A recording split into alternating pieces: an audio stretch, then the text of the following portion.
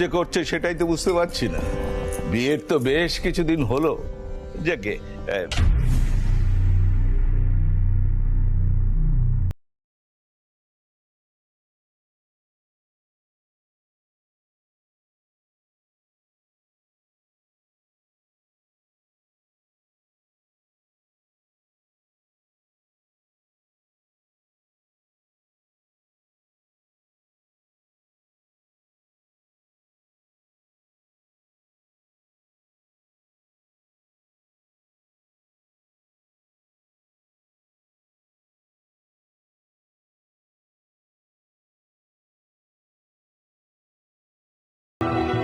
এ ধরনের নেতানো লুচি আমি কবে খাই ছোট বৌমা?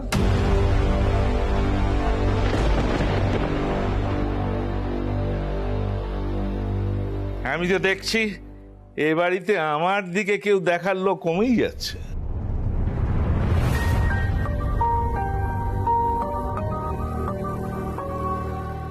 তুমি বুঝিয়ে দাওনি তোমার বৌমাকে?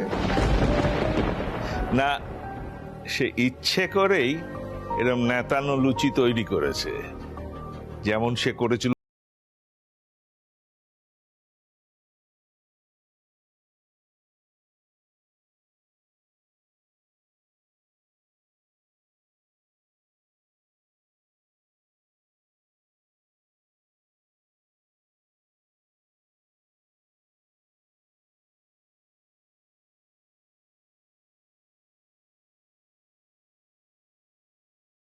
কি কেউ ওর হয়ে কথা বলতে বলেছে? তুমি চুপ করো।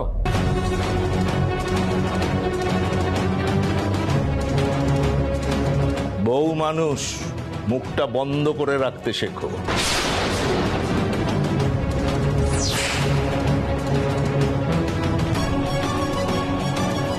এই নেতানো লুচি খাওয়া চলে না। আমি ঘরে চললাম। দাদু দাদু, লুচিগুলো দেখতে তো অত নেতা নেতা লাগছে না, এক্ষুনি তো ভেজে নিয়ে এলো, একটা খেয়েই দেখো না। তুমি কি করে জানলে?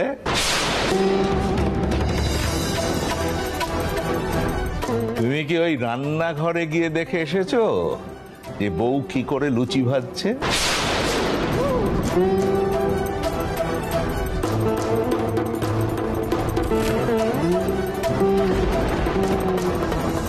এরম লুচি আমি খাই না। যাই আমি ঘরে।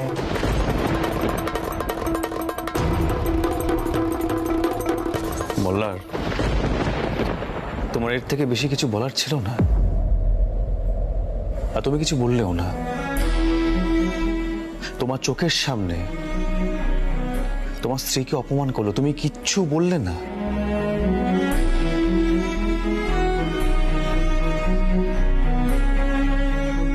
এদিকে ওই মেয়েটা তোমার জন্য তোমার মুখের দিকে তাকিয়ে পরীক্ষাটা দিল না।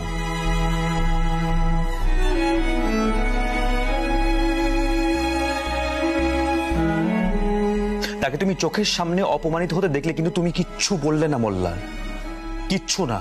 বললাম তো আহির, বললাম তো।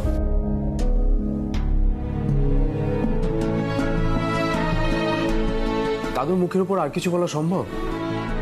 আমি তো তোমার মতো নই, ওভাবে আমি বলতে পারবো না দাদুকে।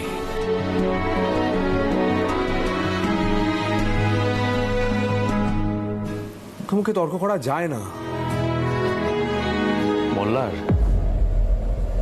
পণ্ডিতজির সামনে সত্যিটা আমি বলতে পারি, কেন জানো? সত্যিটা কখনো মিথ্যে হয় না। শাশুমা,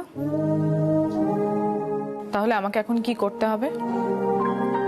আবার গিয়ে নতুন করে লুচি ভাজতে হবে, তাই তো? বেশ, তার কোনো দরকার নেই মা, তুমি একটু লুচি ভেজে দাও। জেদ করে কাউকে ডবল ডবল খাটতে হবে না। আর দাদু যে খাওয়া নিয়ে খুঁতখুঁতে, এটা তো জানাই আছে। না, সেটা হবে না। পণ্ডিতজির একটা শর্ত আছে, উনি আমার হাতের রান্না খাবেন। আমাকে জব্দ করা হচ্ছে না, শাশুমা বানালে তো হবে না। সেটা নিয়ে আমি কথা বলে নিচ্ছি। থাক না, থাক রঞ্জন। থাক না, একবারই তো কেউ পাল্টে যায় না রঞ্জা। এই যে তুমি জেদ করে কাজকর্ম করছো, এটা কিন্তু মল্লার একদম পছন্দ করছে না, ও সহ্যই করতে পারছে না। একটু হলেও তো ওর মধ্যে পরিবর্তন এসেছে, তুমি সেটা বুঝতে পারছো না?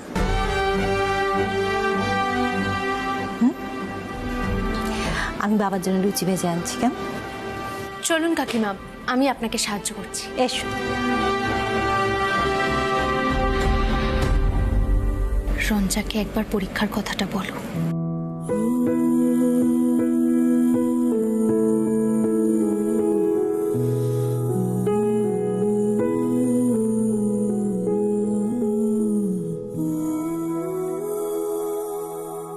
সেটাটা তুমি সত্যি ছেড়ে দিচ্ছ রঞ্জা?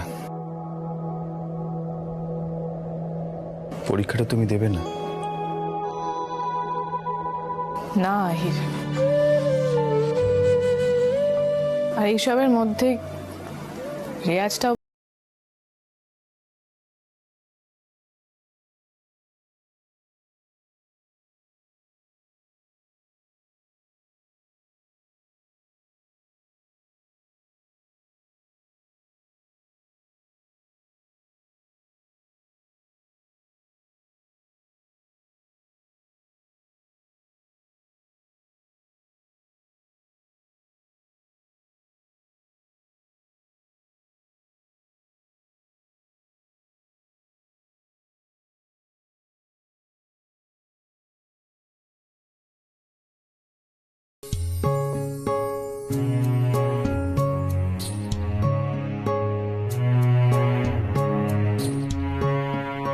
মা, হ্যাঁ, কি করছো? কিছু বলবি? হ্যাঁ মা, বলছি রঞ্জার বোধহয় কাল কোনো বন্ধুর বাড়িতে নেমন্তন্ন আছে। তুমি ওকে বলো সেখানে যেতে।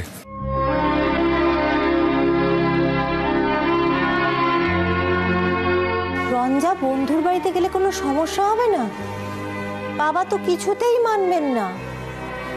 মা, দাদু কিছু জানতেই পারবে না, আমি সেই ব্যবস্থাই করব। আর ও তো বাপের বাড়ি যাবে, সেখান থেকে বন্ধুর বাড়ি চলে যাবে, এখানে কেউ কিছু না জানলেই হলো। মল্লার, তুই হঠাৎ রঞ্জার জন্য এত চিন্তা করছিস কেন রে? কেন চিন্তা করবো না বলো তো? ও তো দুম করে সবকিছু ছেড়ে ছুড়ে দিয়ে আমার উপকারে ঋণ শোধ করা শুরু করে দিয়েছে। আমি কি বলেছি ঋণ শোধ করতে? আমি তো আমার কর্তব্যটুকু করেছি।